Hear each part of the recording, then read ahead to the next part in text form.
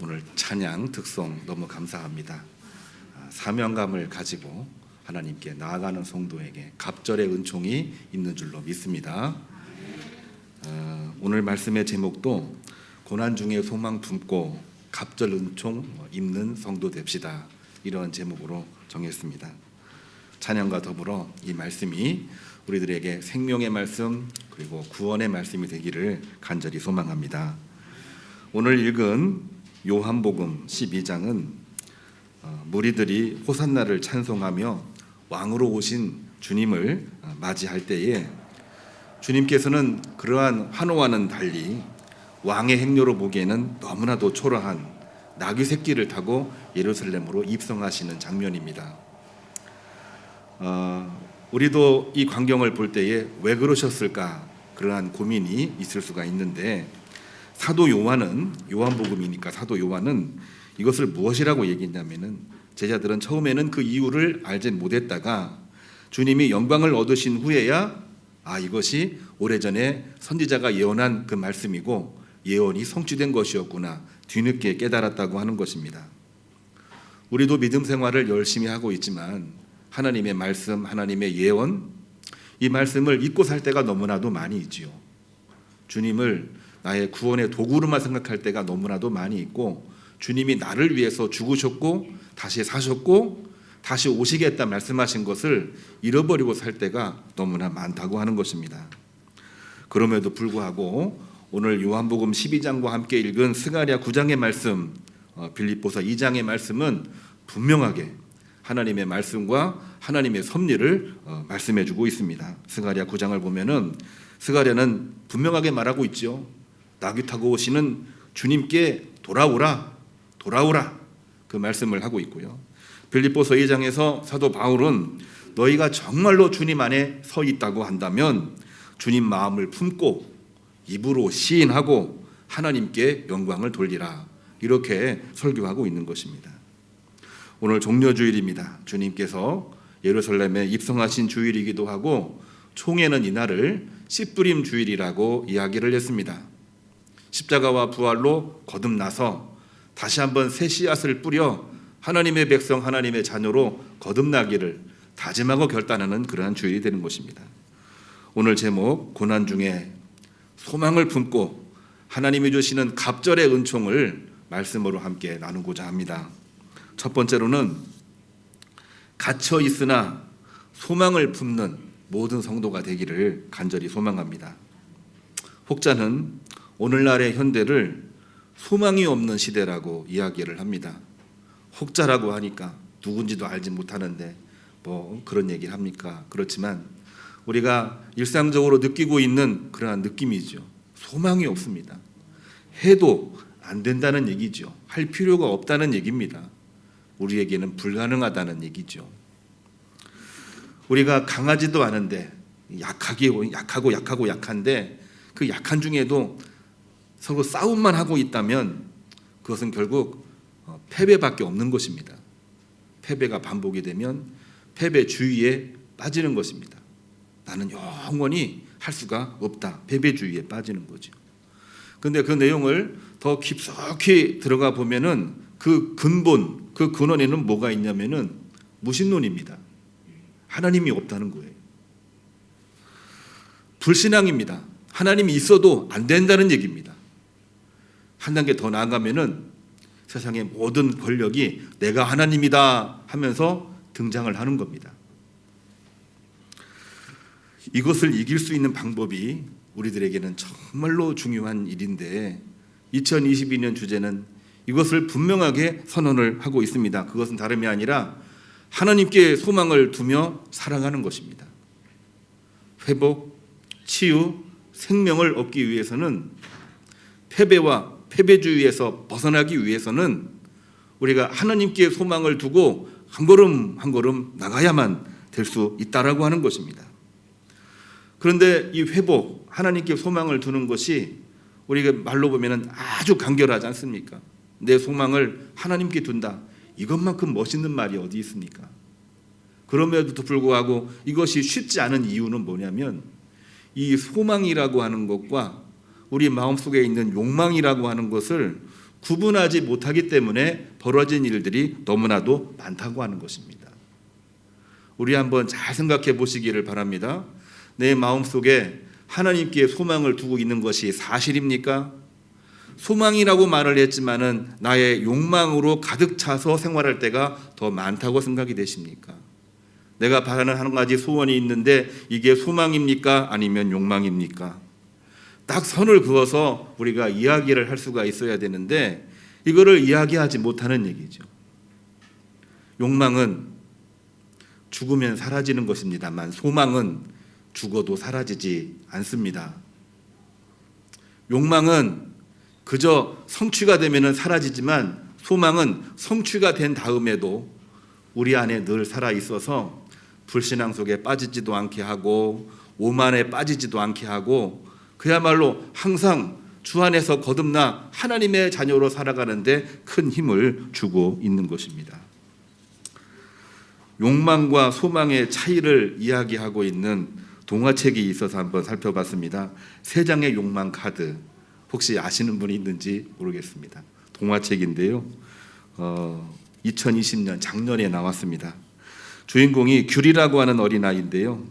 이 아이에게 세 가지 카드가 있었습니다. 뭐든 얻을 수 있는 분홍 카드, 학생이니까 성적을 오르게 하는 빨간 카드, 또한 이 사춘기니까 친구의 관심을 끌 수 있는 주황 카드, 이 세 가지 카드를 가지게 되었답니다. 이 카드를 가지고 열심히 자기의 소망을 이야기하고 소망을 꿈꾸고 있지만 그런데 그것 때문에 그는 거짓말을 하기 시작을 했습니다. 도둑질하기 시작을 했습니다. 맨 마지막에는 죄책감까지 가지게 되었습니다. 이것으로 끝나지 아니하고 설상가상 소망 카드로 자기를 합리화합니다. 야, 이것은 하나님이 주신 거야. 이것은 뭐 별로 문제가 안 돼. 자기를 합리화하면서 더 나쁜 일에 더 많이 빠지게 되는 결과를 낳게 되었습니다. 누구든지 처음에는 다 소망으로 시작을 합니다만 시간이 흐르면서 그 소망이 욕망으로 변질되게 되는 어린아이의 이 고백과도 같은 그러한 내용이 이 세 장의 욕망 카드라고 하는 동화책 속에 아주 선명하게 나와 있는 그러한 내용입니다. 이 책의 결론은 이 규리가 다시 새 소망으로 회복되는 것으로 나고 있습니다만 우리 마음속에 있는 패배와 패배주의는 언제 생기는 것이냐? 우리 마음속에 있는 소망이 욕망으로 변질되는 순간에 시작되고 있다고 하는 것입니다. 다시 한번 이야기합니다. 우리 마음속에 가지고 있는 것이 소망입니까? 아니면 욕망입니까? 욕망에 빠지는 순간 우리는 패배와 패배주의에 빠지는 것이고요. 소망을 끊임없이 가지고 있으면 아무리 힘들고 아무리 일이 잘 되어도 결코 요동치지 않는 것입니다. 오늘 우리가 본문으로 읽은 요한복음 12장 16절을 보면 제자들이 나귀새끼 타고 오는 이 주님의 모습, 이것이 예언인데 뒤에는 깨달았지만 그 순간에 깨닫지 못한 이유는 과연 뭘까요? 끊임없이 하나님의 말씀을 듣고 읽었습니다. 알고 있습니다. 그리고 주님 따라 실천해 가는 그러한 과정임에도 불구하고 주님께서 나귀새끼를 타고 예루살렘으로 입성하신다고 하는 그거를 들었음에도 불구하고 깨닫지 못하고 있는 이유는 과연 뭘까요? 머리는 어느 정도 돼 있는데 가슴도 안 돼 있고 생활 저변 문화 속에서도 믿음과 신앙이 없는 그러한 경우를 이 제자들의 모습을 통해서 우리가 분명하게 볼 수가 있는 것입니다. 다른 거 아닙니다. 가시적인 눈에 보이는 욕망에 집착하기 때문이고 결정적으로는 하나님께 소망을 두지 못하기 때문에 벌어지는 결과가 되는 것입니다. 오늘 우리는 종료주일, 고난주일이라고 이야기를 합니다만 종료주일은 고난주일이기 때문에 우리들 의식 속에 뭐가 있냐면은 이날은 즐겁고 기쁜 일이 없습니다. 그저 고난입니다. 슬픔입니다. 거기에 너무 우리가 집착하면은 우리는 하나님의 은혜를 잃어버릴 수밖에 없어요. 근데 주님께서는 우리 지난주일 말씀에도 함께 나누었습니다만 고난 중에도 소망을 품으셨다고 하는 것을 우리는 분명하게 기억을 해야 됩니다. 지난주 말씀 우리 기억나시나요? 많은 분들은 고난 중에 소망을 품지 못하는데 주님은 고난 중에도 이 부활을 예고하시면서 소망을 품으셨습니다. 요한복음 13장 31절을 보면은 주님은 부활도 영광이지만 십자가를 질 수밖에 없는 지금 이 순간에도 내가 영광을 받았다, 제자들에게 분명하게 말을 하고 있으면서 그 순환과 고난을 감당하시려고 하는 결단을 제자들에게 보여주시고 있는 것입니다. 그러면서 제자들에게 하나님께 소망을 두라, 마음속에 있는 모든 욕망이 있다고 할지라도 그거를 내려놓고 하나님께 소망을 두라, 이렇게 설교하고 있는 것입니다. 우리는 믿음, 소망, 사랑, 그 중에 제일은 사랑이라, 이런 말씀을 너무나 많이 들었습니다. 믿음은 내가 주님을 믿는 것입니다. 소망은 내가 하나님께 소망을 두는 것입니다.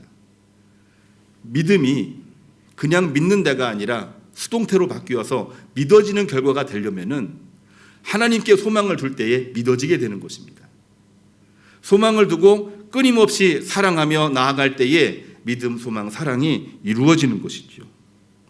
소망 없이 믿음이 없는 것입니다. 욕망은 죽음 후에 사라지지만 소망은 영원히 변하지 않는 것입니다. 오늘 첫 번째로 읽은 스가랴 9장 12절의 말씀도 우리가 조금 어려운 본문이긴 합니다만 간결하게 역사를 이야기를 하면은 제2성전이 재건되었습니다. 그 어렵고 힘든 중에도 기도하고 회개하고 화해하고 하는 그러한 마음으로 제2성전 스룹바벨 성전을 다 재건을 했어요. 그런데 문제는 성전은 재건했지만 우리들 마음속에 있는 패배와 패배의식 때문에 이 성전으로 돌아와야 되는 파사 제국, 헬라 제국에 있는 수많은 사람들이 아직까지도 돌아오지를 못하고 있는 겁니다. 물론 이 성전을 재건한다고 했을 때에 제1의 성전, 솔로몬 성전에 비교해 보면은 조금 초라하지요.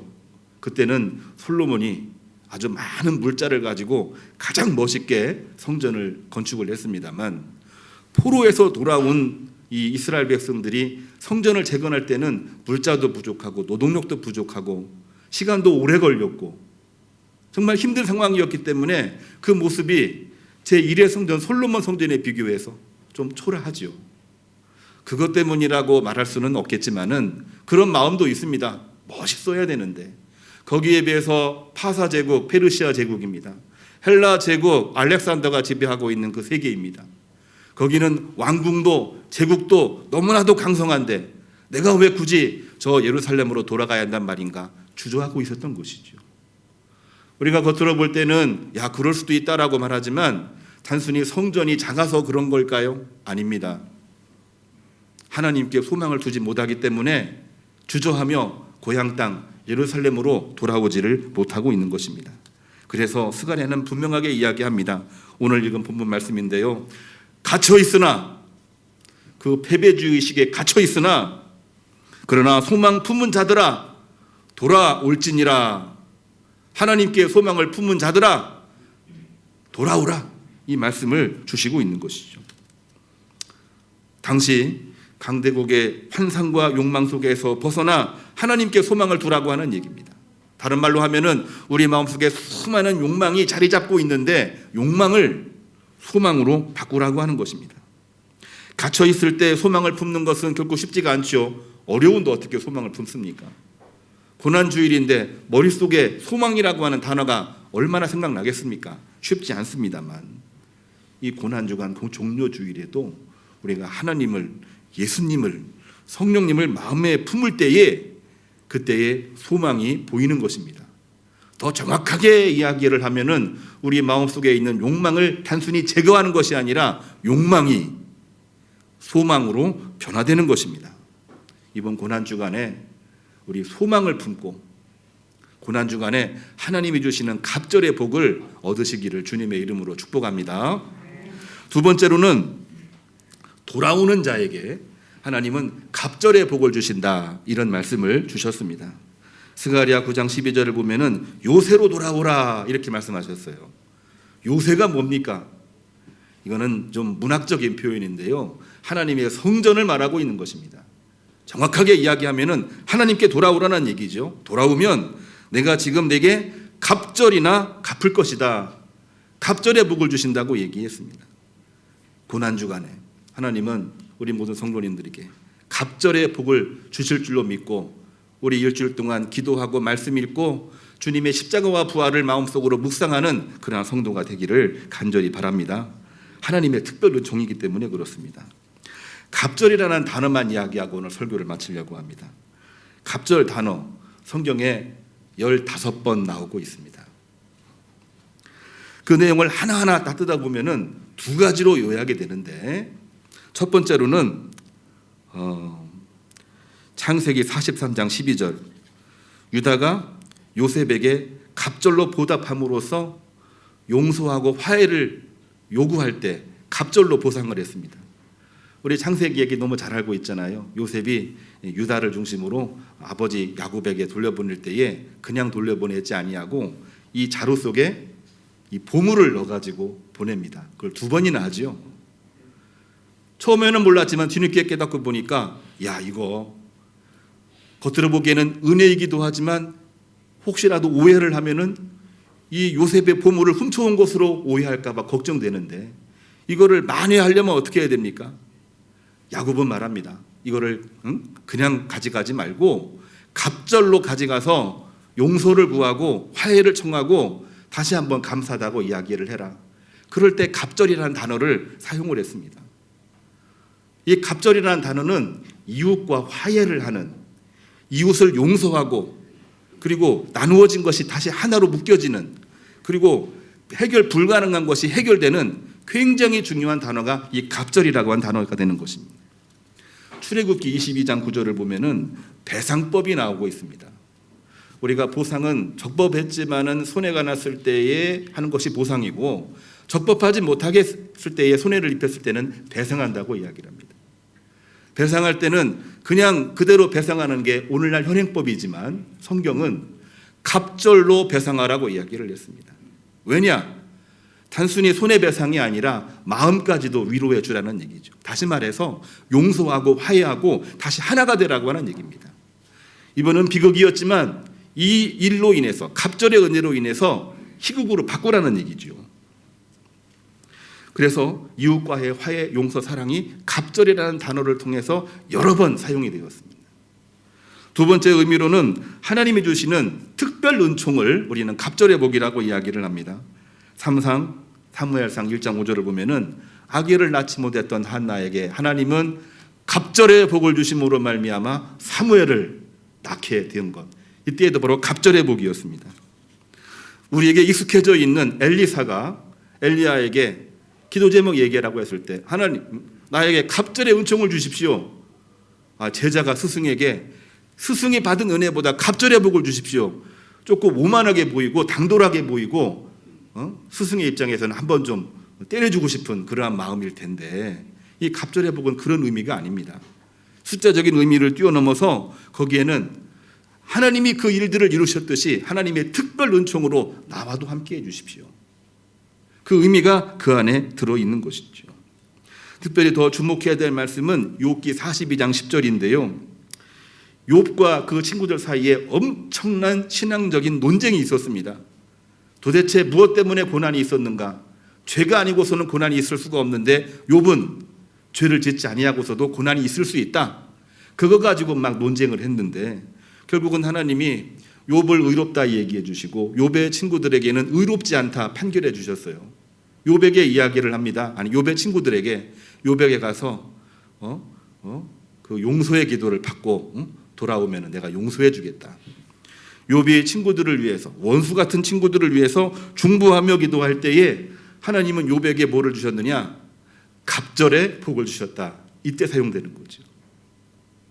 용서하기 힘든 형제 자매를 향해서 용서할 때에 하나님은 그때에 갑절의 복을 주시는데, 이것이 바로 갑절이라는 단어가 사용된 15번 중에서 50%를 차지하고 있고 나머지도 이 그 틀 안에서 다 포함되는 그러한 내용들입니다.